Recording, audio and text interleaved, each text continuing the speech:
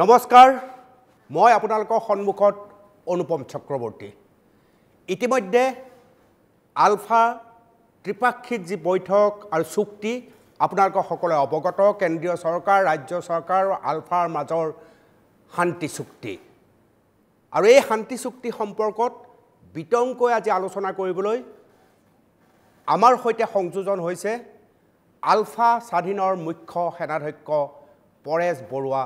ডাঙৰীয়া পৰেশ বৰুৱা ডাঙৰীয়া এই অনুষ্ঠানলৈ আপোনাক স্বাগতম জনাইছো ধন্যবাদ এই যি শান্তি চুক্তি হ'ল এই শান্তি চুক্তিত কি হ'ব পাৰে কি ফলাফল ওলাব পাৰে আপুনি আগতীয়া পূৰ্বানুমান আপোনাৰ হাতত আছিল আমি মোৰ নহয় আমাৰ সংযুক্ত বাহিনী অসম স্বাধীনৰ প্ৰতিজন সদস্য আৰু যিসকল সংযুক্ত মুক্তি বাহিনী অসম স্বাধীনক ভাল পায় তেখেতসকলো বিচলিত হোৱা নাই এইটো এতিয়া বিচলিত হৈছে যিসকলে আলফা বুলি ভাবি আছে যে এটা সংযুক্ত মুক্তি বাহিনী অসম স্বাধীন নাই বুলি ভাবি আছে কেৱল আলফাই আনিব বুলি ভাবিছে তেখেতসকলৰ ৰাজনীতি যিবিলাক ভাবিছে ইনামাইল পামিট অন্যান্য কিবা কিবি ডি নাগৰিকত্ব এইবিলাক আলফাই আনিব বুলি ভাবিছে কিন্তু আনিব বুলি ভবাটো এইটো ভুল আছিলে ভাল মানে তেখেতসকলে যেতিয়া নীতি আদৰ্শ পলিটিকেল যিবিলাক এজেণ্ডা থাকিব লাগে সেইবিলাকতো কেতিয়াবাই মানে বিসৰ্জন দি কেৱল মাত্ৰ ইকনমিক পেকেজৰ লগতেতো আলোচনা কৰি আছিল আলোচনা পেকেজ মুখ্যমন্ত্ৰী ডক্টৰ হিমন্ত বিশ্ব শৰ্মা ইমান আত্মবিশ্বাসেৰে কেনেকৈ ক'ব পাৰিছে যে পৰেশ বৰুৱাৰ সৈতে প্ৰত্যক্ষ পৰোক্ষভাৱে মোৰ যোগাযোগ হৈ আছে আমি আলোচনাত বহিম ইমান বিশ্বাসেৰে কেনেকৈ ক'ব পাৰিছে মহোদয় বিশ্বাসে তেখেতৰ এইটো আত্মবিশ্বাস আছে যিকোনো মানুহে মই এতিয়া মোৰ লাইনত যে এইটো সাৰ্বভৌম স্বাধীন অসমৰ ওপৰত কথা পাতিবলৈ এইটো আত্মবিশ্বাস মোৰ তেখেতে ভাবিছে ক'ৰবাত ন ক'ৰবাত ৰাস্তা উলিয়াব পাৰিম এইটো নিজৰ আত্মবিশ্বাসৰ পৰা কৈছে এইটো ইয়াৰ কথাত আমাৰ ফালৰ পৰাতো আমি কোৱা নাই যে যোগাযোগ যোগাযোগৰ কথাটো আমাৰ নকৰোঁ হেল্ল' প্ৰত্যক্ষ পৰোক্ষ যোগাযোগৰ কথাটো যিটো কথা তেখেতে কৈ আছে প্ৰত্যক্ষ পৰা আমি আজিকালি একেবাৰে পৃথিৱীখন মানে মিডিয়াই একেবাৰে ইলেক্ট্ৰনিক মিডিয়াই হওক বা বিভিন্ন ধৰণৰ কমিউনিকেশ্যনবিলাক একেবাৰে সহজ হৈ গৈছে একেবাৰে হৈছে আমি টেলিফোন কৰাটো কোনো মোৰ ফালৰ পৰা সেইফালৰ পৰা টেলিফোন আমি বিচাৰি পোৱাটো এজন মানুহক আপোনাক যেনেকৈ বিচাৰি পাইছোঁ অন্য মানুহক যেনেকৈ বিচাৰি অন্য সাংবাদিকৰ আমি যেনেকৈ বিচাৰি পাওঁ আমাৰ লগতো থাকে এইটো যোগাযোগ এইটো যিমানে যি নহকলে আমাৰ এইটো যোগাযোগ থাকে যিহেতু আমি ঘৰৰ মানুহ একেখন ঘৰৰে মানুহ থলগিৰি মানুহ আমাৰ ভিতৰত টেলিফোনৰ এইটো বাধা বাধি থাকিব নোৱাৰে এইটো আমিতো চুৰ ডকাইত কৰিবলৈ অহা নাই ন কাৰোবাৰ ঘৰৰ মহোদয় আমি ভাবিছিলোঁ যে ভাল খবৰটো খুব সোনকালে আহিব আলোচনা আপোনাৰ লগতো হ'ব কিন্তু এতিয়া এই মুহূৰ্তত সেয়া একেবাৰে বহুত বেছি আশা কৰিব পৰা স্তৰত নাই নেকি এতিয়াও নহয় এইটো আশা বুলি কৈ আমিতো এইটো আগেই কৈছোঁ মানুহৰ কিছু বস্তু ভাল বস্তু পাবলৈ হ'লে মানে ইমান খৰখেদা কৰিব নালাগে পেচেণ্ট থাকিব লাগে ধৈৰ্য থাকিবলৈ patience is bitter but fruit is sweet এই সদায়টো সদায় মনত ৰাখিব লাগিব যদি আমি এই কথাটো নেবা ধৈৰ্য আজি কিছুমান ভাবিছে মোৰ জীৱিত কালে হ'ব লাগে আমুকৰ জীৱিত কালে আমি খৰধৰকে পাব লাগে এইবিলাক বস্তু খৰধৰকে পোৱা বস্তু নহয়তো আৰু বোধহয় নিজে যি দৃঢ়তাৰে কৰিছে যে মোৰ লগত যোগাযোগ আছে আমি না বুলি আমি এটা মিছা সত্যটো আমি মিছা বুলি ক'ব নোৱাৰোঁ সত্যটো যোগাযোগ আছে আজি কৰিব আমাৰ লগতো এই বিষয়বস্তুটো বিশেষকৈ যিটো নেকি বুৰঞ্জী প্ৰকৃত এইটো বিষয় এই বিষয়টো জনগণৰ লগত সৰ্বোচ্চ জনগণৰ লগত জড়িত হৈ আছে থলগিৰি জনগণৰ লগত জড়িত হৈ আছে আমাৰ অমৰ মৃতকৰ লগত জড়িত হৈ আছে নিৰ্যাতিত পৰিয়ালৰ লগত জড়িত হৈ আছে এইটো অকল সাধাৰণ বিষয় নহয়তো তেখেতে চেষ্টা কৰিম বুলি কৈছে উলিয়াম বুলি কৈছে একো নাই কি ধৰণে উলিয়াই আমি চাওঁ আপোনালোকে সুধিব কি হৈছে আপোনালোকেও সুধিব পাৰে আপোনালোকেও সুধিব পাৰে আমাৰ কথাটো আমি কৈছোঁ আৰু আমি তেখেতক যিটো নেকি আগে এবাৰ কেটেলিষ্ট কৰাৰ পিছত এতিয়াও তেখেতে নিজৰ দায়িত্বৰ পৰা আঁতৰি অহা নাই কৈছে যে এইটো যিটো আলফাৰ যিটো এইটো সহজ এই যিটো আলফাৰ লগত চুক্তি কৰিলে অকল ইকনমিক পেকেজ আছিলে সেইকাৰণে এইটো সেইকাৰণে সহজকৈ 6 মাহতে কৰিলে হয়তো আমাৰ বাট কাটোতে 2 বছৰ লাগিব পাৰে সেইকাৰণে আমি ধৈৰ্য ধৰিব লাগিব এতিয়াই মানুহজনক একেবাৰে ডিপ্ৰাইভ কৰিব নালাগে যে অকামিলা চিফ মিনিষ্টাৰ বুলিও ক'ব নালাগে চেষ্টা কৰিছে চেষ্টা নকৰি তেখেতে কৈ দিব না মাজে মাজে কষ্ট পালে কয় মাজে মাজে এবাৰ ওলাইছে মোক অসমৰ মানে বুদ্ধিজীৱীসকলে মোক সহায় কৰিব লাগে জনগণক সহায় কৰিব লাগে কিন্তু অসমৰ যিবিলাক জনগণৰ যিবিলাক ভাষ্য আমাৰ যিটো জাতীয় সংগঠনে হওক বুদ্ধিজীৱীসকলে হওক এটা নিজৰ নিজৰ মতত যায় এটা মতত আহি এখন কনফাৰেন্স হয় যে এই বিষয়টো আমি এটা কৈছে যে এইটো সাৰ্বভৌম স্বাধীন অসমৰ ওপৰত আলোচনা কৰিব লাগে বা এই কৰিব পৰা বাদ আছে এইটো সকলোৱে মিলিত হৈ ৰাস্তাটো কাটি দিলে হয়তো মুখ্যমন্ত্ৰীগৰাকী লৈ যাব দিল্লীত আমাৰ বুদ্ধিজীৱী যাব নালাগে আৰু এই কথাটো ক'লেই যে এটা এচুৰেঞ্চ দিব লাগে যে মুক্তভাৱে আলোচনা কৰক তাত ইয়াতে সাৰ্বভৌম কথা ওলাব পাৰে কোনোবাই পক্ষ থাকিব কোনোবাই বিপক্ষ থাকিব মেজৰিটি কোন হয় মেজৰিটি যদি কোনখিনিয়ে কৈছে কেনেকৈ কৈছে সাৰ্বভৌমৰ ওপৰত আলোচনাটো হ'লে ভাল হ'ব না এইটোৱে একমাত্ৰ যে উপায় আৰু মুখ্যমন্ত্ৰীগৰাকী এই অসমৰ বাৰ্তাটো অসমৰ যিটো বুদ্ধিজীৱী হওক জনগণৰ যিটো বাৰ্তা এই বাৰ্তাটো লৈ দিল্লীলৈ যাওক এইটো ধ্বনিত এটা সৃষ্টি কৰক ধ্বনি নহয় অসমৰ এইটো যিটো ধ্বনিটো কঢ়িয়াই লৈ যাওক তাত যাতে দিল্লীত মেলি দিয়ে এই বস্তুটো এনেকুৱা বিচাৰিছে যেনেকৈ লাচিত বৰফুকনৰ যিটো হেৰি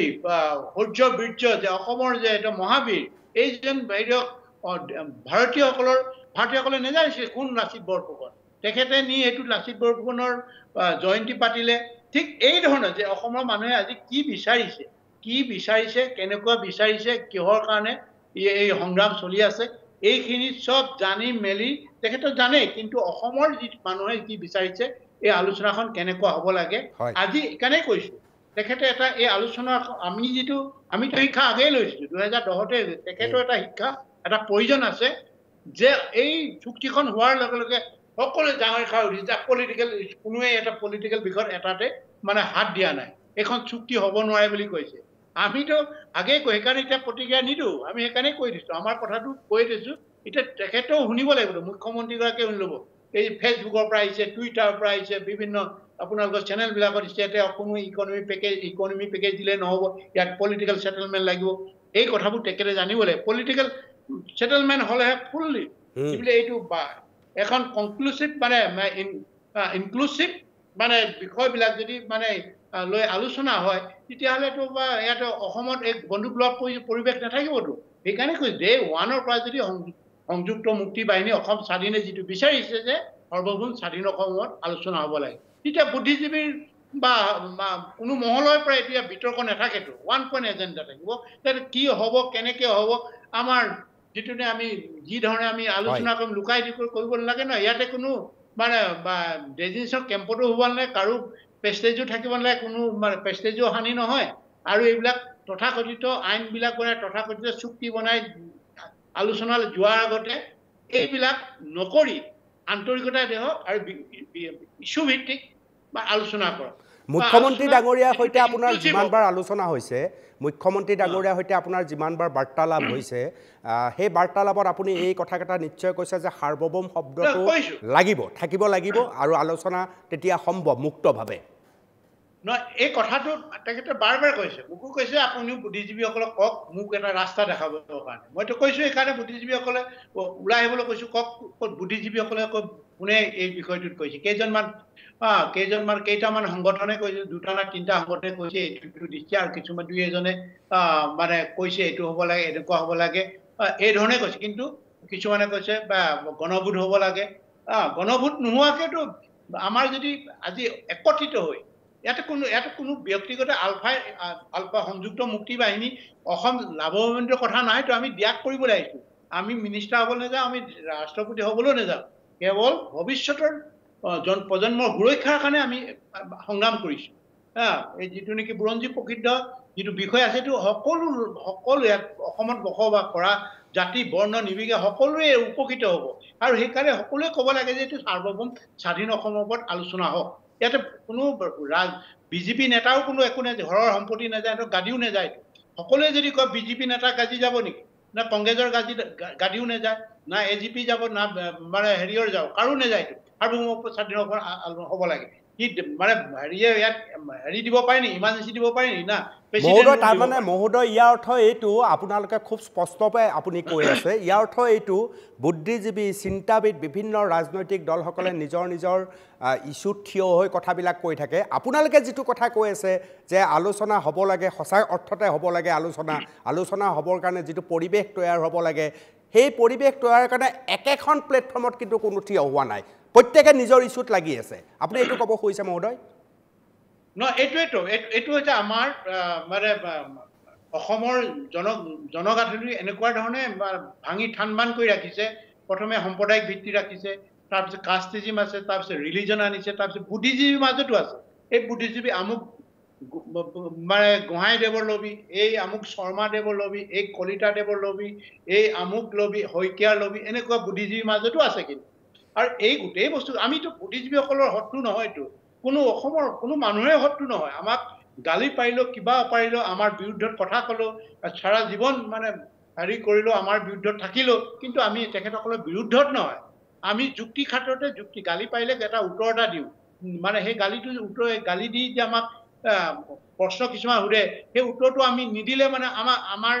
মানুহে বুজি নাপাবতো সঁচাকৈ কৈছে নেকি সঁচাকৈ ভুল পথলৈ গৈছে নেকি এইবিলাক কৈ থাকেতো কিন্তু ব্যক্তিগতভাৱে আমাৰ খুব নাই আজি যিসকল বা আলোচনাৰ হেৰিৰ মাজেদি আজি ওলাই যাব যিসকল আকৌ নতুন পুনৰ জীৱন ল'ব সেইসকলৰ প্ৰতি আমাৰ কোনো বেয়া ভাৱ নাইতো ক্ষোভিত নহয়তো ভুল কৰিছে মানুহ যে তেখেতে স্বীকাৰ কৰিছে তেখেতলোকে আমাৰ বা ভুল হৈ গ'ল আমি নোৱাৰিলো আমি পৰাজিত হলো পৰাজিত হোৱা কথাটো আমি আগতেই কৈছিলো কিন্তু অসমৰ মানুহে এতিয়া গম নোপোৱাৰ কাৰণে এখিনি মানুহ ক্ষোভিত হৈ আছে এখিনি মানুহ আহিব যে ইকনমি পেকেজটো লাগে কিবা লাগে হয়তো বিভিন্ন কাৰণত আহিব পাৰে এইটো স্বাভাৱিক আৰু তেখেতসকলেও ভাল ভাৱ থাকিব মানুহতো চোৰকো ভাল পোৱা আছে নহয় আছে না চোৰকো ভাল পায় ডকাইতকো ভাল পায় দগবাজকো ভাল পায় সিহঁতৰ সংগ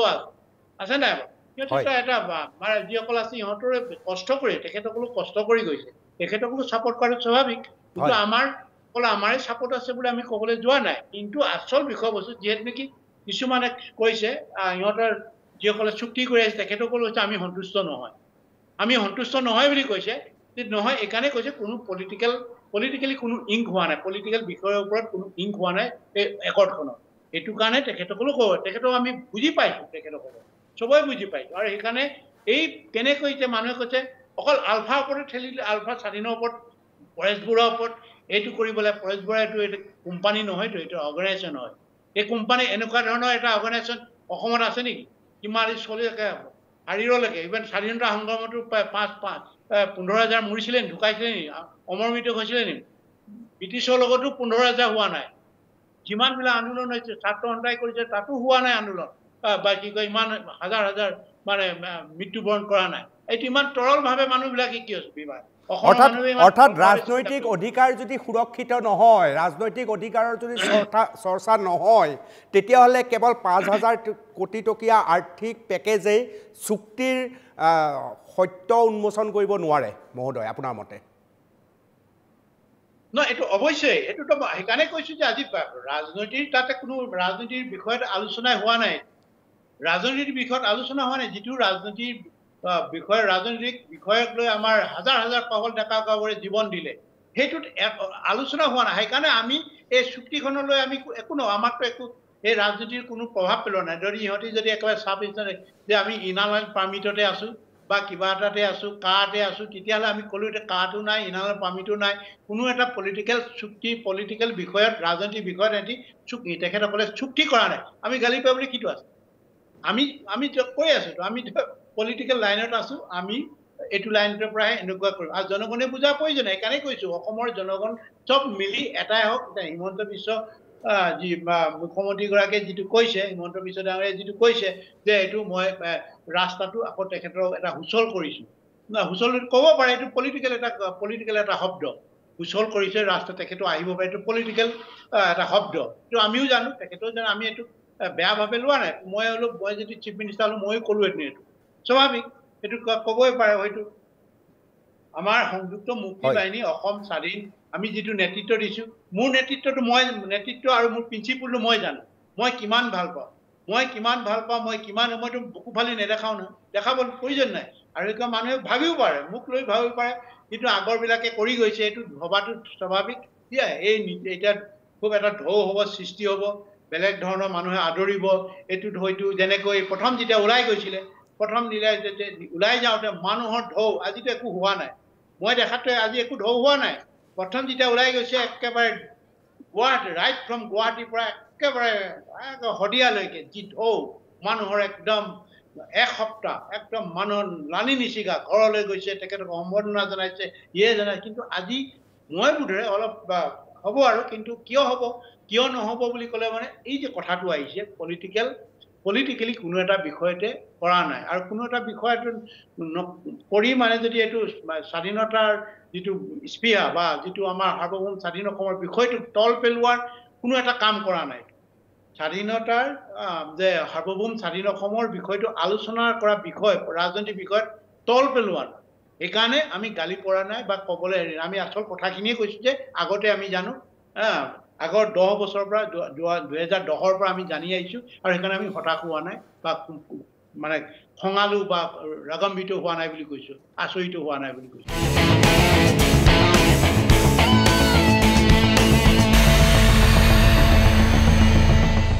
শান্তি চুক্তি হোৱাৰ পিছত মুখ্যমন্ত্ৰী ডাঙৰীয়া আপোনাৰ সৈতে যোগাযোগ কৰিছিল নেকি বাৰ্তালাপ হৈছে নেকি শান্তি চুক্তি হোৱাৰ পিছত মহোদয় মই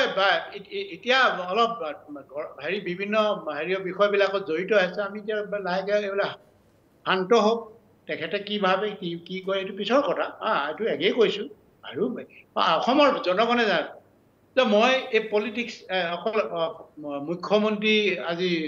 প্ৰেজেণ্ট যিটো বৰ্তমান মুখ্যমন্ত্ৰী হিমন্ত বিশ্বৰ তেখেতৰ লগতেই মই মোৰ কথা বতৰা হৈছে এইটো কথা ৰাইট ফ্ৰম হিতেশ্বৰ শইকীয়া মানুহে বহুতে নাজানে মই বহুবাৰ হিতেশ্বৰৰ কথা পাইছোঁ বহুতে তেনেকুৱা বহুত ধৰণৰ প্ৰপ'জেল দিছিলে প্ৰস্তাৱ দিছে এনেকুৱা হওক টকা পইচা লুবোৱা MLA আহিব লাগে কৈছোঁ নহয় এইটোৱেই হিতেশ্বৰ শইকীয়াৰ লগতো মোৰ বেছিকৈ মই যদি মই ঢাকাত থাকোঁ মোৰ প্ৰায় 1 ঘণ্টা এবাৰ 1 ঘণ্টা কথা পাতোঁ বিভিন্ন কাৰণে 1 ঘণ্টা কিবা এটা তৰুণ গগৈ ডাঙৰীয়াৰ লগতো পাতিছিল PCG এই সময়ত মই কথা তাৰপিছতে আপুনি শুনক প্ৰফুল্ল মহন্তৰ লগতো পাতিছোঁ কিন্তু একেটাই কৈছোঁ কিন্তু আপোনালোকে এই দিশটো কাটক সাহসেৰে কওক অসমৰ মুখ্যমন্ত্ৰী আপোনাক ফাঁচি দিব নোৱাৰে অসমৰ মানুহ আপোনাৰ পিছত আছে সাৰ্বভৌম অসমৰ ওপৰত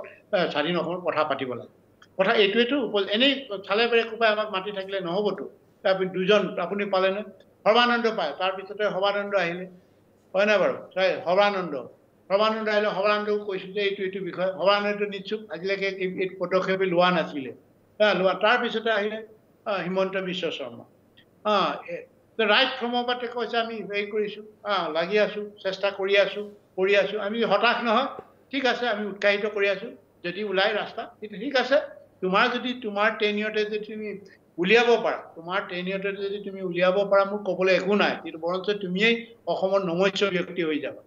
আৰু এই সমাধানটো যদি তুমি ৰাজনৈতিকভাৱে সমাধান কৰিব পাৰা য'ত নেকি আমাৰ বিষয়বস্তুটো মানে হেৰি হ'ব চেটেল হ'ব বা এইটো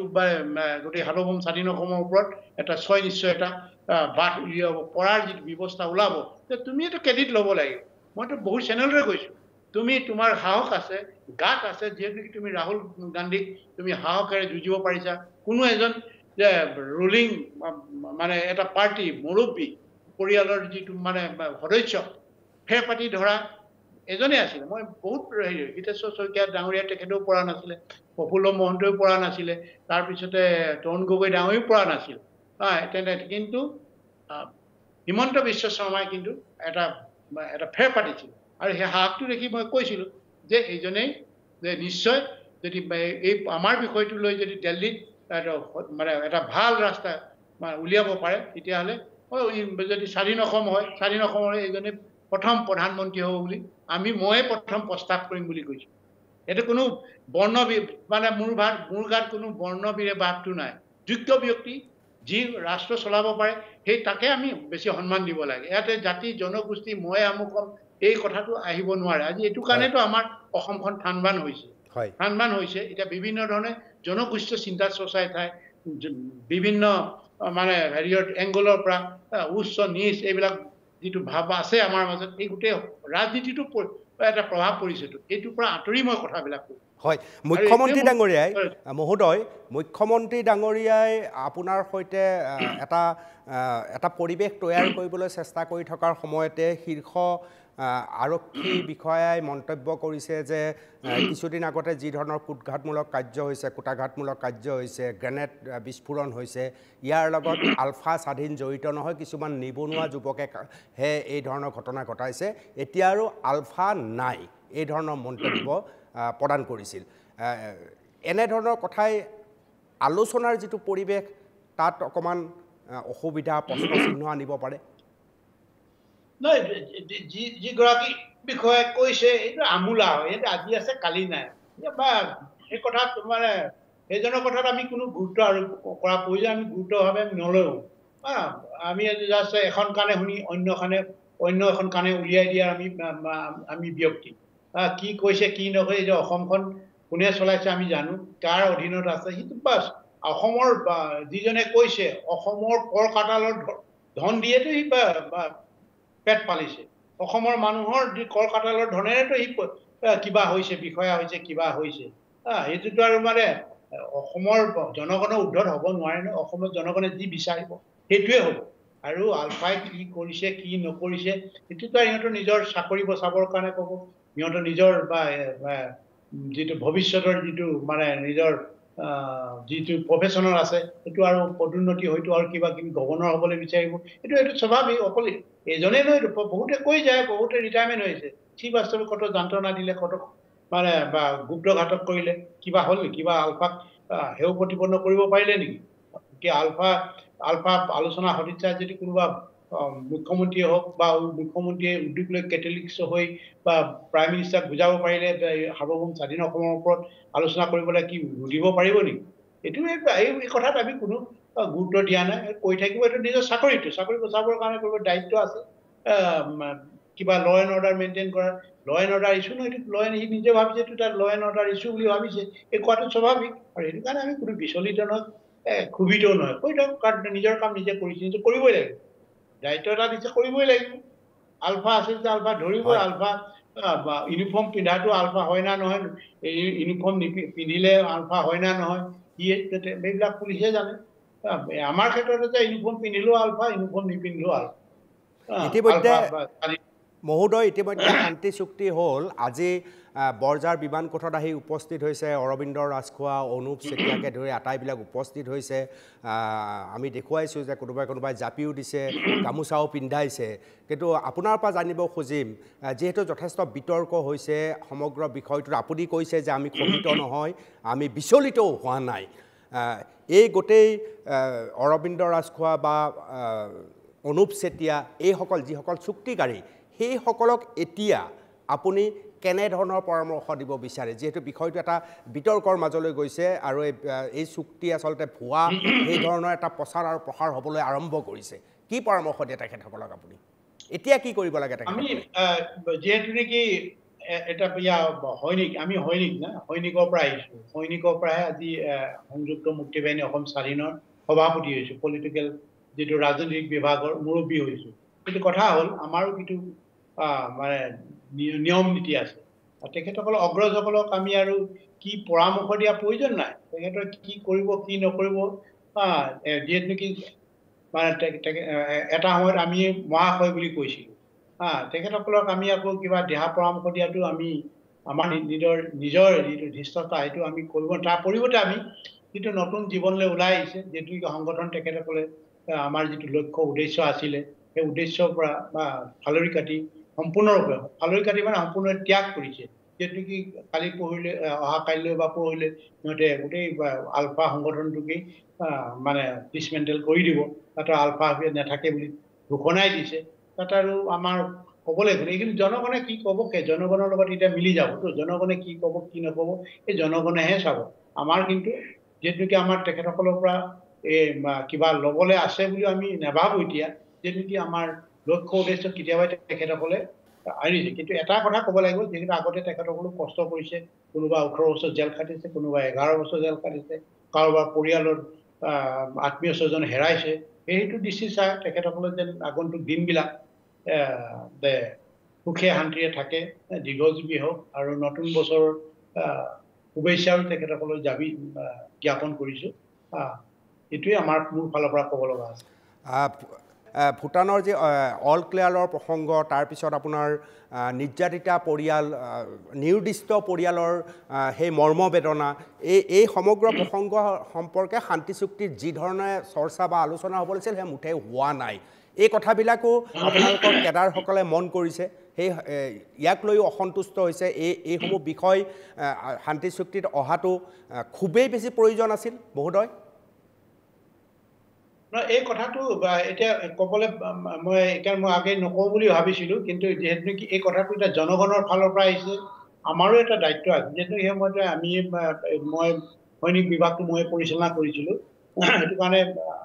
এতিয়াও ৩৩জন মানে আমাৰ নেতা বিষয়া আৰু সৈনিক সদস্য এতিয়াও মানে নিৰুদ্দেশ। আৰু যি ৩৩জন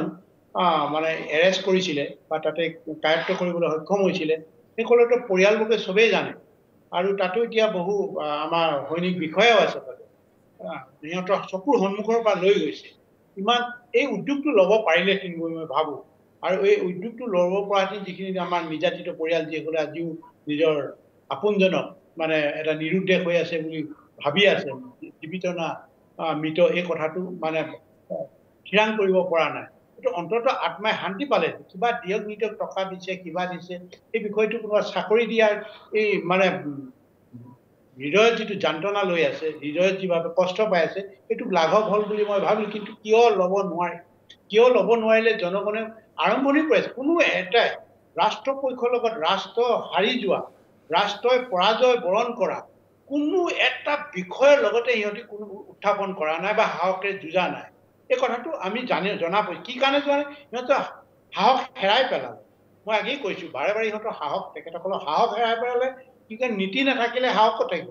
নীতিটো হৈছে মানুহৰ সাহস, নীতিটো হৈছে মানুহৰ বল। নীতি নাথাকিলে বল নাথাকে, সাহস নাথাকে, যিকোনো কথা ক'ব নোৱাৰে আৰু স্বাৰ্থপৰ হৈ গ'ল জান বচাবৰ কাৰণে, জীৱন বচাবৰ কাৰণে। এই কথাবোৰ আমি দেখিছোঁতো, জীৱন বচাবৰ কাৰণে সেইটো ক'ব, সেইটো পাৰিব লাগিছে।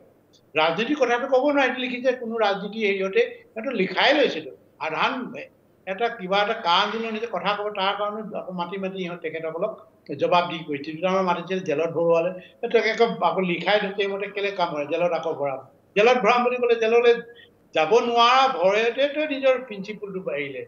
প্ৰিন্সিপল এৰিলে। তাৰ বিপৰীতে আপুনি নীতি আদৰ্শৰ কাৰণে পহল ঘৰৰ এখন মাক দেউতাকে কান্দি আছে, কান্দি থাকে, এটা ল'ৰা আহিব লাগে, যাওক, আমিও মৰ্ম বেদনা পাওঁ, আমিও আঘাত পাওঁ, এটা পৰিয়াল, এটাহে আছে, সেই ল'ৰাটো জীৱন দি আছে। আজিও এটা মানে এজন ল'ৰা, তেনেকুৱা ল'ৰা আহিছে এটা ফেমিলিৰ পৰা। আমি এইটো আশা নকৰোঁ, কিন্তু আমাৰ জীৱনটো এনেকুৱাতো, আমাৰ পথটো এনেকুৱা, যুঁজিবলৈ যাব লাগে। যেতিয়া আমি যুদ্ধ ক্ষেত্ৰত নামি যাওঁ, কাৰ জীৱন কোনে ক'ত যায় কোনো ক'ব নোৱাৰে। এই কথাবিলাক চেঞ্জ নাই। আৰু তাৰ যিমানবিলাক সদস্যসকলৰ বাদে সদস্যসকলৰ বাদ কৰি আৰু বিষয়াবিলাকৰ বাদ কৰি যিসকল নেতা আছিলে, এজন বা এজনৰ নেতা বুলি কওঁ, এজন নেতা মোৰেই অনুজ আছিলে, সেইজনে কিন্তু যুদ্ধ ক্ষেত্ৰত আছিলে। আৰু এজন আছে,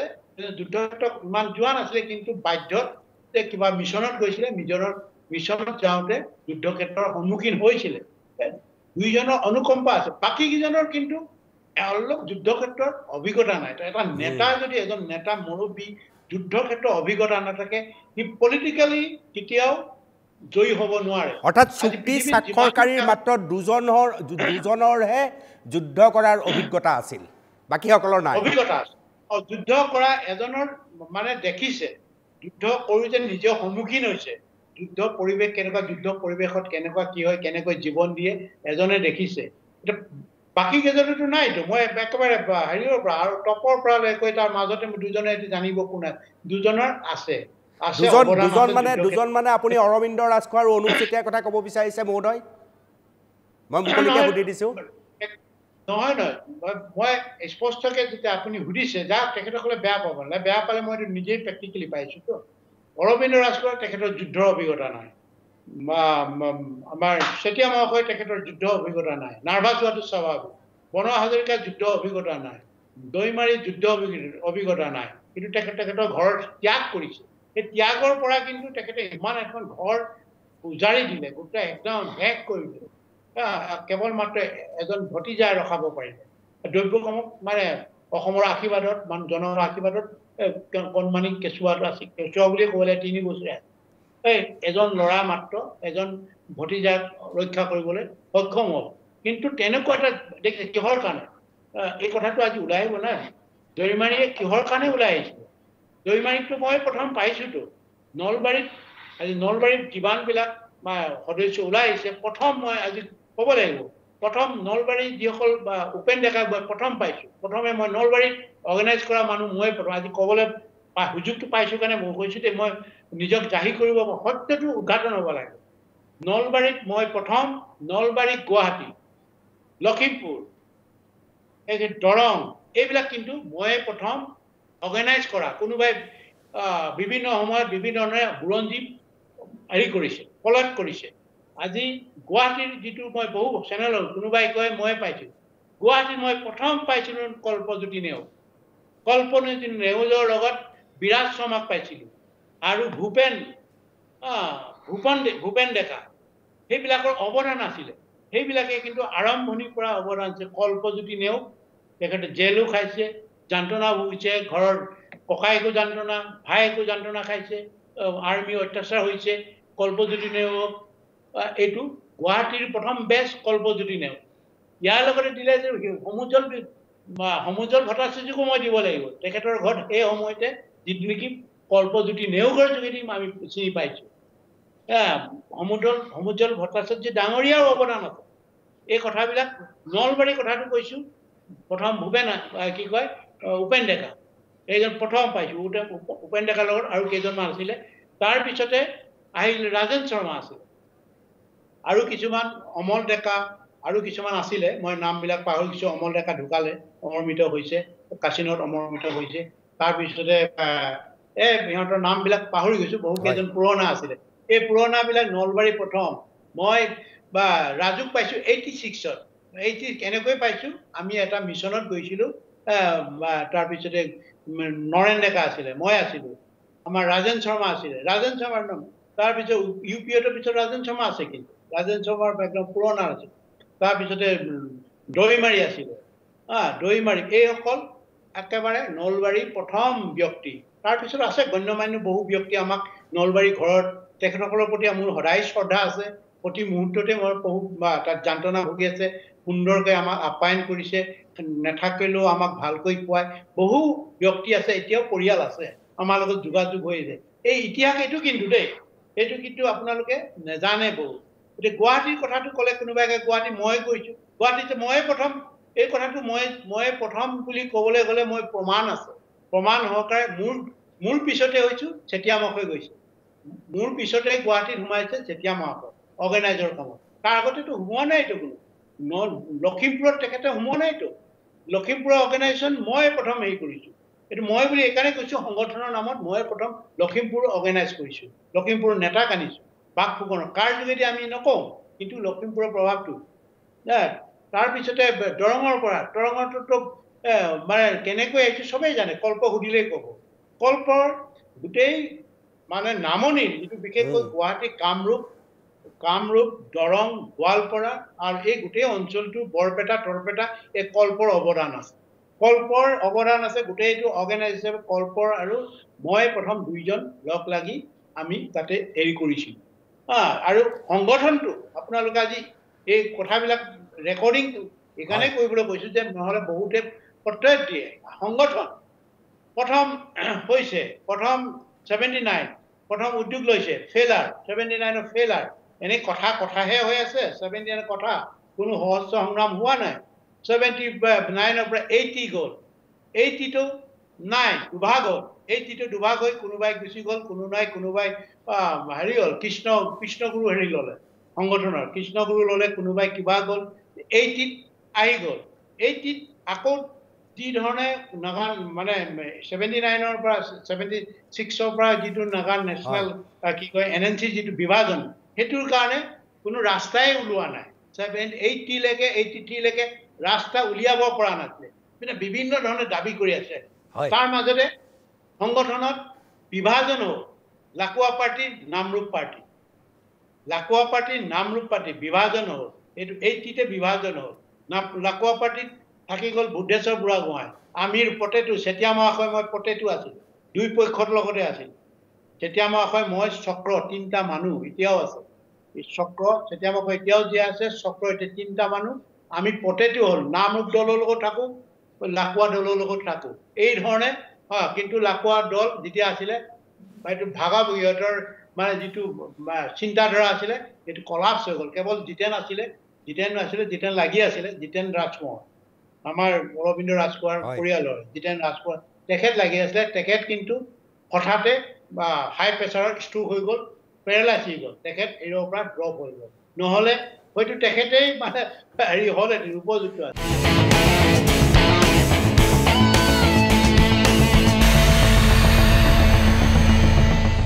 আজি আপোনাৰ লগত আলোচনাতহে গম পালোঁ যে সদৌ অসম ছাত্ৰ সন্থাৰ উপদেষ্টা সমুজ্জ্বল কুমাৰ ভট্টাচাৰ্যও আপোনালোকক সহায় কৰিছে। অৱশ্যে সেইটো তেখেতৰ না বুলি ক'ব নোৱাৰে, সহায় কৰিছিল। সেইটো ছাত্ৰ সন্থা অকল সমুজ্জ্বল ভট্টাচাৰ্য, ভিগু, প্ৰফুল্ল মহন্ত যিমান আছে A to Z আমাক সহায় কৰে। কিন্তু মইতো BT হোষ্টেলতে থাকোঁ, BT হোষ্টেলতে প্ৰফুল্ল মহন্ত আছিলে, BT হোষ্টেলতেতো হেৰি কি কয় ভিগু ফুকন আছিলে, চবেই আছিলে। ভৰত্ন আছিলে, ভৰত্নটো একেবাৰে আমাৰ ল'ৰাৰ লগত মিতিৰালিটো আছিলে, চবেই আছে। কোন নাই ছাত্ৰ সন্থা? ছাত্ৰ সন্থা মানে আলফা মানে ছাত্ৰ সন্থা। এই কথাটো আজিও মানে এইটো মানি ল'ব যে ছাত্ৰ সন্থা মানে আলফা মানে ছাত্ৰ সন্থা। এতিয়াও সেই সূত্ৰ আছে জানো মহোদয়? এই সূত্ৰটো মানে এতিয়াৰ যিটো চেণ্টিমেণ্ট, সেই চেণ্টিমেণ্টটো মানে ধৰি ৰাখিবৰ কাৰণে সাহসী হ'ব লাগিব না। জাতিৰ কাৰণে মই কিবা কৰিম, সঁচাকৈ এইটো শুদ্ধ পথ ভাবিব লাগিব। এই যিটো চেণ্টিমেণ্ট নাই, সাহস নাই, নীতিটোৰ মানে ইহঁতি বিভিন্ন ধৰণৰ বিভিন্ন ভাইৰাছবিলাক ইহঁতৰ চিন্তাধাৰাবিলাক বেলেগ কৰিবলৈ গৈছে। ছাত্ৰ সন্থাৰ মেক্সিমাম নেতাসকলৰ এটা টাৰ্গেট থাকে, আমি আগন্তুক দিনত ভাৰতীয় ৰাজনীতিত আমি প্ৰৱেশ কৰিম। আৰু ভাৰতীয় ৰাজনীতিত প্ৰৱেশ কৰিলে কিন্তু আমাৰ হেৰিটো মানে কি কয়, আমাৰ এই লক্ষ্য উদ্দেশ্যটো মানে হেৰি কৰিব নোৱাৰে, ছাপোৰ্ট কৰিব নোৱাৰে। আজিকালিতো আৰু মানে ইলেক্ট্ৰনিক যুগ, যিকোনো মুহূৰ্ততে যিকোনো কথা ক'লে যেনেকৈ মানে ট্ৰেপিং কৰি ৰাখিব, তাতে হাৰিবলৈ উপায় নাই। আৰু এইটো কাৰণে আৰু বিভিন্ন ধৰণৰ ল'বিলাক দিছে, এম্প'জ কৰিছে। এই ল' মানে প্ৰয়োগ কৰাৰ কাৰণে কোনোবা ভয়ত কোনোবাই মানে থাকিলেও এইবিলাক প্ৰকাশ্য নহয়। এই কথাখিনি এইটোৱেই দেই, এই ধৰণে মই ক'ব লাগিব। মহোদয়, মই শেষৰ ফালে আহিম। আপোনাৰ বক্তব্যৰ পৰা এই কথাও মই নিশ্চিত হ'লোঁ যে আপোনালোকৰ যিসকল প্ৰতিষ্ঠাপক, সক্ৰিয়ভাৱে যিসকলে আলফা স্বাধীনৰ সৈতে আছিল, তাৰ বেছিভাগেই শান্তি চুক্তিত কিন্তু নাই। যিসকল আছে সেইসকলে যদি আলফা স্বাধীনৰ সেনাধ্যক্ষ পৰেশ বৰুৱাৰ পৰা পৰামৰ্শ ল'লেহেঁতেন, তেতিয়াহ'লে আজিৰ তাৰিখৰ যিখন শান্তি চুক্তি, এই চুক্তিক লৈ এই মহা বিতৰ্ক নহ'লহেঁতেন, নহয়নে মহোদয়? এইটো এটা আপুনি ভাল কথা কৈছে দেই। শেষত এইটো এটা খুব সাৰুৱা কথা কৈছে। এই কথাটো সেইকাৰণে মই একদম আৰম্ভণিৰ পৰা যেতিয়া ওলাই গৈছে তেখেতসকলে বাংলাদেশৰ পৰা, এইটোতো কোনো এৰেষ্ট কৰা নাই দেই। এইটো একদম মই যিমান হাজাৰ মানে এইটো অসমৰ থলগিৰি সংগ্ৰামী জনতাৰ লগত জাতি বৰ্ণ নিৰ্বিশেষৰ আগত কৈছোঁ, তেখেতসকল মানে কোনো ধৰণৰ মানে হেৰি কৰি তেখেতসকলে এৰেষ্ট হৈ বা কিবা কৰি এই ধৰণে মানে আলোচনাত বহিছে বুলি মই কেতিয়াও নকওঁ। মই সেই সময়তো মোৰ লগত বাধা হেৰি হৈছে যে কৈ আছে যে আমি আলোচনালৈ যাওঁ, মই কৈছোঁ আলোচনা কি পাব কি নাপাব, এই আলোচনাত তথাকথিত আলোচনাত গ'লে আপোনালোকে একো নাপায়। এটা কথা কৈছে যে মোক মেজৰিটি মাজে আমি সিদ্ধান্ত ল'লোঁ, আমি আলোচনালৈ যাম। সকলো ল'ৰা যিমানবিলাক চেৰপুট আছিলে, বিভিন্ন এৰিয়াত আছে, মাত্ৰ 3-4জন ল'ৰা, কিন্তু 3-4জন আমাৰ বিষয়া আছিলে, সিহঁতে কিন্তু এই প্ৰক্ৰিয়াটোত সোমোৱা নাছিলে। এই যে এৰেঞ্জ কৰাটো প্ৰক্ৰিয়াটোত সোমোৱা নাছিলে। গতিকে কৈছে যে এইটো এনেকুৱা হৈছে, মই হৈ থাকক। আৰু অৰবিন্দ ৰাজখোৱা ডাঙৰীয়া এটা যেতিয়া মই শুনত কৈছোঁ, আপুনি ল'ৰাবিলাক তাৰ পৰা কৈছে এনেকৈ ছাৰে আমাৰ আলোচনাটো আমি যাবলৈ বিচাৰিছোঁ, ইয়াৰ পৰা আমাৰ যোগাযোগ হৈ আছে, আমি যামগৈ। তেতিয়া মই কৈছোঁ অৰবিন্দ ৰাজখোৱা তেখেতে কৈছে মোক যে মই ল'ৰাবিলাকৰ মতামত ল'বলৈ বিচাৰিছোঁ, তুমি কিন্তু গুলীয়াগুলি নকৰিবা। মই কৈছোঁ মই পাগল হ'লে, যেতিয়া মই পাগল হ'ম নহয়, মানুহৰ বাঘ হ'ম নহয়, তেতিয়া মই কিন্তু ল'ৰাবিলাক গুলীয়াগুলি কৰিম। তেখেতে যদি এই কথাষাৰ নাই কোৱা বুলি কয়, তেতিয়াহ'লে তেখেতে কিন্তু একদম বিৰাট মিছলীয়া হ'ব। মইতো মোৰ নিজৰ মানে ল'ৰাৰ ছোৱালী বা গোটেই মূৰত ধৰি মই এইটো সঁচা কথা কৈছোঁ। তেওঁলোকৰ মানে মূৰত মই হাত দি থ'ব পাৰোঁ যে মই এইটো সঁচা কথা কৈছোঁ। আপুনি যিমান লৈ যাব পাৰে লৈ যাওক, তেনেকৈ লৈ যাওক, কিন্তু মই তথাকথিত আলোচনাত মোক আপুনি মাৰি থৈ যাব লাগিব, তেতিয়া মই তথাকথিত আলোচনালৈ মই সন্মত দিম। ঠিক আছে, এনেকৈ মই ফোনটো ৰখাই দিলোঁ। তাৰপিছতে জানিছোঁ তাৰপিছত কেনেকৈ ইমান চেৰপুৰৰ ল'ৰাবিলাক কেনেকৈ গৈছে এৰেষ্ট কৰিছে নেকি 80-90টা ল'ৰা এইফালৰ পৰা গৈছে চব এৰেঞ্জ এইফালৰ পৰা মেঘালয়ৰ পৰা আহিছে মিটিংগাই যদি তাৰ নিজৰ সন্তানক মূৰত হাত বুলাই ক'ব পাৰে নেকি এই কথাটো হয় এইটো আমি ইহঁতক বাংলাদেশ গভৰ্ণমেণ্টে চেৰপুৰৰ ল'ৰাখিনিক গোটাই দিছে আৰু বাংলাদেশৰ যিটো অৰবিন্দ ৰাজখোৱা যি ধৰণৰ আহিছে সেইটো মই নাজানো নেকি মই কেনেকৈ হৈছে কি নহৈছে ক'ত কি হৈছে সব জানো সব বিষয়ে জানো কেনেকৈ হৈছে কেনেকৈ এৰেঞ্জমেণ্ট হৈছে এই কথাটো সৰু ল'ৰাই বুজিব পাৰে আমি কিন্তু ইণ্টেলিজেন্সক খেলি এখন গভৰ্ণমেণ্টৰ একেবাৰে বাংলাদেশে হওক বিভিন্ন হওক বাৰ্মাই হওক বাংলাদেশ হওক অন্য বিভিন্ন দেশৰ গোটেই ইণ্টেলিজেন্ট কম্পনেণ্টৰ লগত আমি খেলি আহিছোঁ দেখিছোঁ কেনেকৈ পৰিকল্পনা হয় কেনেকৈ ষ্ট্ৰেটেজি বনায় এইটো বাকী সাধাৰণ মানুহে বিশ্বাস কৰিব পাৰে মই কেতিয়াও জীয়াই থকালে এই কথাটো বিচাৰ নকৰোঁ এইটো বিশ্বাস নকৰোঁ এইটো ছেটেলমেণ্ট যিটো প্ৰমাণ আছে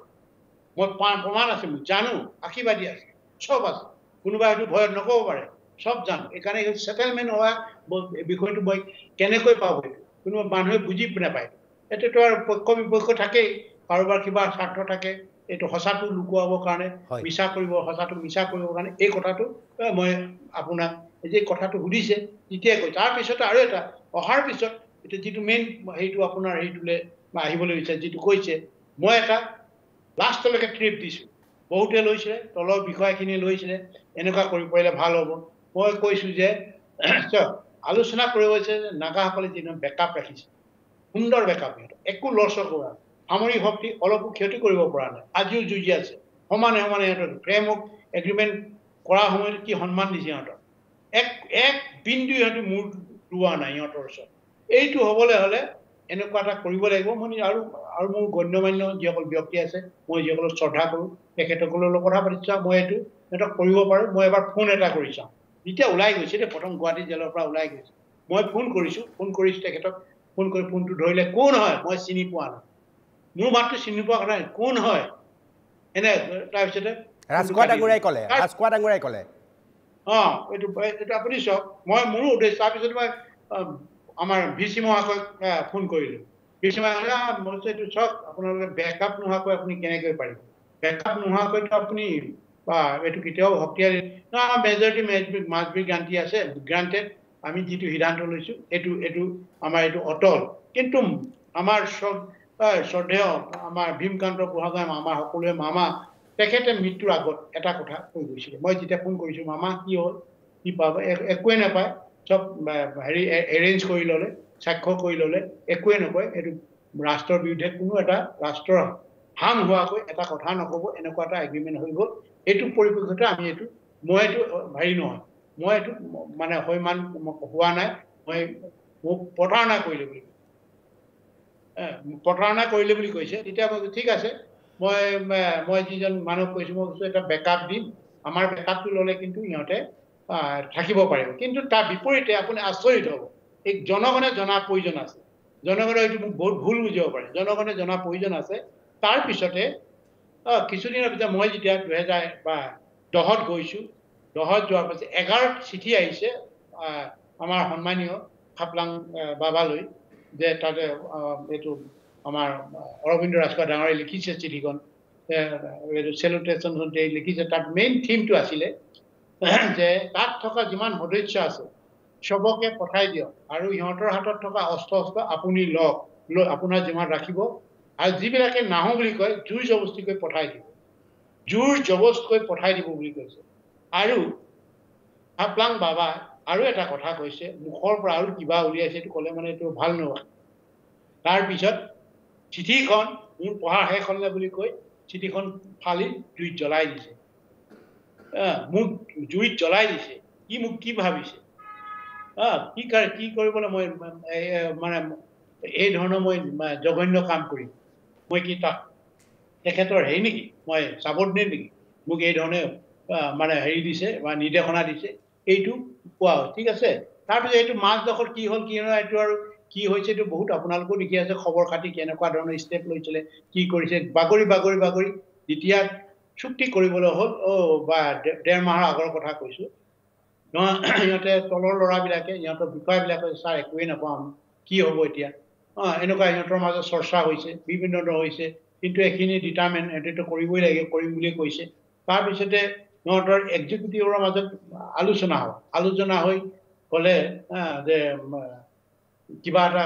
উপায় আছে নেকি, কিবা সহায় দিব পাৰিব নেকি হেৰিয়ক তেখেতক মানে ক'লে যে ৰাজুক পঠালে, ৰাজু বৰুৱাক এটা প্ৰতিনিধিত্ব কৰি মোৰ লগত কথা পাতিবৰ কাৰণে পুনৰ ওচৰলৈ আহিবলৈ ক'লে। তাৰপিছত ঠিক আছে, 2-3 দিন আমালৈ 2 দিন ইমেইল পঠালো। পঠাৰ পিছত মই কেইবাদিনো চালো, 4-5 দিনমান নহয় বোলো এসময় যেতিয়া আমাৰ সতীৰ্থ আৰু হয়তো কিবা বিচাৰিছে আমাৰ পৰা সহায় সহযোগ, আমি চাওঁ আমাৰ সাধ্য অনুসাৰে আমাৰ মতৰ লগত যদি মিল হয় নিশ্চয় আমি কৰিম বুলি ক'লো। আহিলে, ফোন কৰিলে, কথা পাতিলো, কুশল বিনিময় কথা সুধিলো। তেওঁ ক'লে যে এনেকুৱা ছাৰ এইটো হৈছে, মোক এনেকে পঠাইছে, প্ৰতিনিধি আপোনালোক কথা পাতিবৰ কাৰণে, বেয়া নাপাব। মই একো বেয়া পাবলৈ একো নাই, মোৰ লগতো কোনো ব্যক্তিগত আশেষ নাই। তোমালোকৰ অৱদান জানো, তোমালোকৰ ৰাখি থৈ গৈছা, তোমালোকে পতিত হৈছা বা ভুল পথে গৈছা, ভাবিছিলা যিটো, কিন্তু হ'ল কিবা এটা, সেইটো ময়ে বুজি পাওঁ। কিন্তু কথা হ'ল এতিয়া আচল কথাটোলৈ আহা। কৈছে যে এনেকুৱা হ'ল, আমাৰ এটা শব্দ ব্যৱহাৰ কৰিছে, ডিটাৰেঞ্চ নাই, একেবাৰে ডিটাৰেঞ্চ নাই, আপুনি কিবা এটা নকৰিলে আমি একো নাপাওঁ। মই কি কৰিব লাগে, কথাটো খুলি কোৱা নাই যে আপুনি হয়তো অলপ অস্বস্তিবোধ কৰিছে, মোৰ আগত তেনেকে কেতিয়াও নকৰে, কোনো ধৰণৰ যেনে বা যিমান যি হ'লেও মোৰ লগত এটা সংযম ৰাখি কথা কয়, সন্মান সহকাৰে কথা কয়, ময়ো মৰম দি কথা কওঁ। বা এইটো কৈছে, ক'বলৈ লাজ কৰিছে, হয়তো ক'বলৈ বিচাৰিছিলে আপুনি অংশগ্ৰহণ কৰিলে আমি এইটো, কিন্তু তাৰ বিপৰীতে কোৱা নাই আপুনি কিবা এটা কৰক। মই তেতিয়া ক'লো, তাৰ যিটো ক'বলৈ লাজ কৰিছে, কথাটো ক'বলৈ লাজ কৰোঁতে মই যিটো লাজ ভাৱটোতো আমি বুজি পাওঁ, নিশ্চয় কিবা এটা বুজি যায়। এই কথাটো কি কাৰণে মই কৈছো, তেতিয়া ক'লে এনেকুৱা মই কৈছো, মই 3টা চৰ্ত দিছো, মই এই 3টা চৰ্ত যদি তোমালোকে উপস্থাপন কৰি অলপ যুঁজিব পাৰা, সাহসেৰে যুঁজিব পাৰা, তোমালোকৰ পিছততো জনগণ আছে, তোমালোকৰ যিমানে যিয়ে প্ৰতিশ্ৰুতি নিদিয়া লাগে, যিয়ে চাইন কৰি অহা নালাগে, তোমাৰ জনগণ আছে, তোমালোকে একো কৰিব নোৱাৰে। জেলত তোমাৰ ইমান 700 ল'ৰাক যদি জেলত সোমাই 700 পৰিয়াল ওলাই আহিব নহয়, যে তোমালোকে কি কৰিব? নাই আমাক টাডা কেছত সোমাই দিব ক'লে। মোক 3টা প্ৰপ'জেল শুনা প্ৰথমে, তাৰপিছতে কৈছে যিমান টাডা কেছত কিবা কিবি সোমাই দিব। 3টা প্ৰপ'জেল হৈছে সংবিধান, ৰাজনীতি সুৰক্ষা, এইটোতো 1 নম্বৰ সুৰক্ষা, ছেপাৰেট সংবিধান। দ্বিতীয়টো হৈছে ফ্লেগ, এই গোটেই জাতিটোৰ এটা চিম্বল থাকিব। তৃতীয়টো হৈছে সম্পদখিনি এতিয়া ক'ব সিহঁতে, তোমালোকৰ সম্পদ নাই, তেতিয়া মোক হয়তো কৈ পেলালে যে আমাৰ সম্পদ নাই বুলি আমাক গালি পাৰিলে বোলে, ক'ত তহঁতৰ সম্পদ আছে, কি আছে, এইটো কি উলিয়াইছো, সম্পদ নহ'লে এতিয়া এই দিনে নিশাই এই বাগজান হওক, শদিয়া হওক, গোটেই তেল ওলাই, গেছ ওলাই, ডেইলি অইল ইণ্ডিয়া প্ৰফিটতে আছে, প্ৰতি বছৰে বিলিয়ন ডলাৰ প্ৰফিটত আছে। এই মানুহে সাহসেৰে ক'ব নোৱাৰি ক'লে এইটো মই কৈছো সম্পদটো লাগিব, এই 3টা কৰা। তাৰপিছত আমি নৈতিক, আমি স্বাক্ষৰ নকৰো, আমি ফিজিকেলি ইনভলভমেণ্ট নহয়। অৰ্থাৎ আপুনি 3টা চৰ্ত দিয়াৰ পিছতে তেখেতসকলৰ সৈতে আপোনাৰ সম্পৰ্কবিলাক অকণমান ব্যৱধানটো বাঢ়ি গ'ল 3টা চৰ্ত দিয়াৰ পিছতে। 2 মাহৰ আগতে আৰু কিখন চুক্তি হ'ব সেইটো বেছি মানে নাজানেতো কি হয়। মইতো এইবিলাক চব জানোতো, মই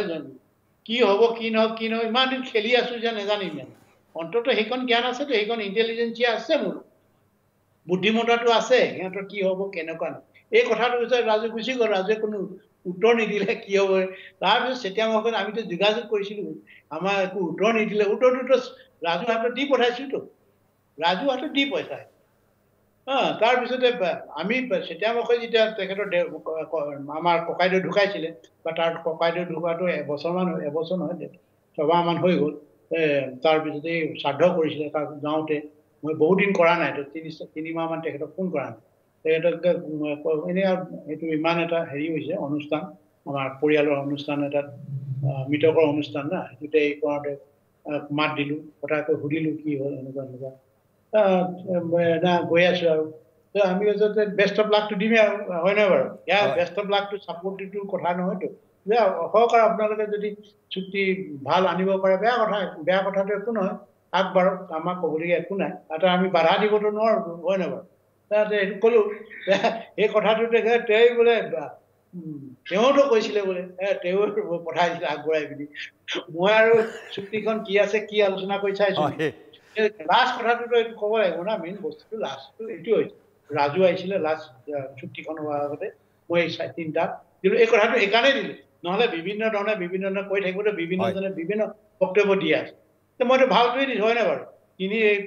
এইটো তেতিয়াহ'লে মই নৈতিক আৰু এটা কথা আপুনি শুনিব দেই মই নৈতিক সমৰ্থনে দিম বুলি কৈছো কিন্তু আমি ফিজিকেলি কোনো নাযাওঁ আমি কিন্তু চামিল নহওঁ তাত তোমালোকৰ মানে হেৰিয়ত আমি চামিল হ'ব নোৱাৰো তোমালোকে কি আনিছা কি নাই জনগণে তোমালোকক এটা সন্মান দিব বুলি কৈছে সন্মান দিব তোমালোকে সুখে শান্তিয়ে থাকিব পাৰা তোমালোক কোনো কুকুৰে খোৱা দি কামুৰি নেকামুৰে অনবৰত ঢুকি নাথাকিব তোমালোকৰ পিছত মই সেই কথাহে কৈছো তোমালোকৰ ভুকিবৰ কাৰণে মই ভাল এটা ছাজেশ্যন দিম এইটো আপুনি কি কয় নাজানো মোৰ কিছু ব্যক্তিগত মহোদয় আপোনাৰ পৰা বিদায় ল'ম বিদায় লোৱাৰ সময় সমাগত কিন্তু মোৰ শেষ বাক্য আমি অসমৰ জনগণক যেহেতু এখন শান্তি চুক্তি হৈ গ'ল চৰ্চা হৈ গ'ল আলোচনা হ'ল আমিও বহুত কথা পাতিলোঁ অসমৰ ৰাইজক অন্ততঃ নতুন বছৰত এনেকুৱা এটা টেগলাইন দিব পৰা ব্যৱস্থা হ'বনে যে পৰেশ বৰুৱা আহি আছে পৰা হ'বনে সময় নহয় এইটো খুব ট্ৰিকি বুলি কয় ট্ৰিকি কুৱেশ্যন এইটো দিবলৈ গ'লেও মানে অলপ কাঁইটডাল লাগি যাব আৰু নিদিলেও মানে হয়তো ভয়ত পেপুৰা লাগিছে এনেকুৱা হ'ব না কথা মানুহে আমাৰ অনুপম একেবাৰে ধাৰাসাৰি কৰি দিলে বুলি ক'ব না ককায়েক ভায়েকে যেতিয়া ককায়েকক ধাৰাসাৰি কৰে বুলি ক'লে তেতিয়াহ'লে আমি দিম এনেকে মহোদয় পৰেশ বৰুৱা আহি আছে বুলি কৈ প্ৰশ্নবোধক এটা দি দিম নহয় অসমৰ মানুহক মানে অসমৰ মানুহে যিটো বিচাৰিছে অকল অহাটোৰ কথা নহয়তো অসমৰ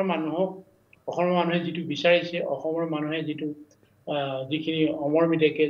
অমৰমিতসকলে জীৱন দি গ'ল পংগু হৈ গ'ল হাজাৰ হাজাৰ মানুহে এই মানুহবিলাকৰ যিটো আশা আকাংক্ষা সেইটোতো আমি নমৰালৈকে মানে চেষ্টা কৰিম চেষ্টাটো ত্ৰুটি কেতিয়াও নাথাকে আৰু জনগণৰ সন্মুখত কি হয় পৰাধীন হৈ উলংগ হৈ জনগণৰ সন্মুখত আমি যাব নোৱাৰো আমি